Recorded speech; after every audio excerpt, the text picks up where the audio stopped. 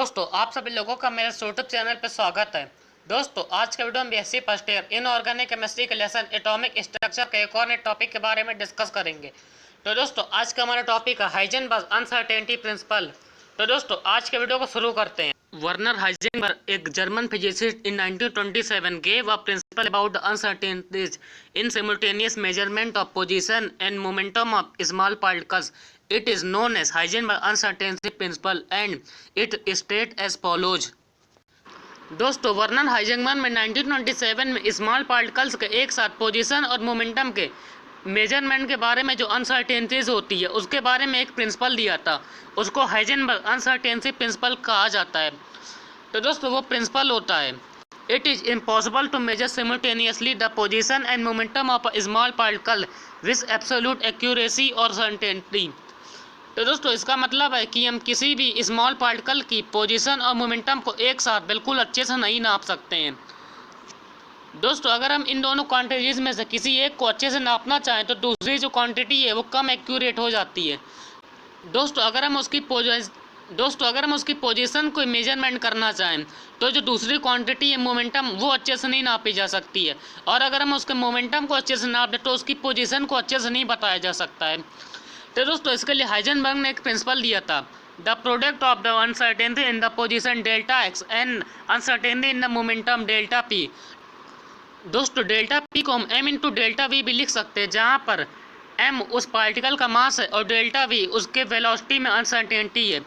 तो दोस्तों delta x और डेल्टा पी का जो प्रोडक्ट होता है वो हमेशा एच अपॉन 4 के बराबर होता है। दोस्तों जहाँ पर एच जो है प्लैंक कांस्टेंट होता है। तो इस तरह से हाइजेनबर्ग का अनसर्टेनिटी प्रिंसिपल हो गया delta x into delta p is equal to h upon 4। अगर हम डेल्टा पी की जगह एम इंटू डेल्टा वी रख दें तो delta x into m into delta v is equal to h upon 4। या हम इसको इस तरह से भी लिख सकते हैं delta x into delta v is equal to h upon 4 तो दोस्तों ये हमें दिखाता है कि हम किसी पार्टिकल की पोजीशन और वेलोसिटी को भी एक साथ नहीं नाप सकते हैं। तो दोस्तों अब हम हाइजेनबर्ग के प्रिंसिपल के एक्सप्लेनेशन की तरफ चलते हैं। दोस्तों अगर हम किसी एक स्मॉल पार्टिकल, मान लें यहाँ पर हमने इलेक्ट्रॉन को ले लिया है, तो दोस्तों अगर हम किसी इलेक्ट्रॉन की पोजीशन और मोमेंटम को एक साथ नापना चाहें तो हम उसको अच्छे से नहीं नाप सकते हैं। दोस्तों जब भी हम इलेक्ट्रॉन की पोजीशन को नापना चाहते हैं तो उस इलेक्ट्रॉन को देखने के लिए जब हम उस पर लाइट डालते हैं, चूँकि लाइट में फोटोन होते हैं, तो वो लाइट उस इलेक्ट्रॉन पर पड़ता ही उसकी वेलोसिटी को चेंज कर देते हैं, और जब उसकी वेलोसिटी चेंज हो जाती है तो उसकी पोजीशन भी चेंज हो जाती है। तो दोस्तों हम इसको यहाँ पर डायग्राम से समझ सकते हैं। तो दोस्तों यहाँ पर यह इलेक्ट्रॉन है जो अपने फिक्स सर्कुलर पाथ में घूम रहा है। दोस्तों जब हम इस इलेक्ट्रॉन को देखने के लिए इस पर कोई लाइट डालते हैं, चूँकि लाइट में फोटोन होते हैं इसलिए हम जब इस पर फोटोन डालते हैं तो जैसे ही वो फोटोन इस पर पड़ते हैं तो इस इलेक्ट्रॉन को स्ट्राइक करते हैं और इलेक्ट्रॉन की वेलोसिटी को चेंज कर देते हैं। दोस्तों जो इलेक्ट्रॉन यहाँ अपने फिक्स सर्कुलर पाथ में घूम रहा था वो अब नई वेलोसिटी के साथ एक नए रास्ते पर घूमने लगता है। तो दोस्तों इस तरह से उसकी वेलोसिटी चेंज हो जाती है।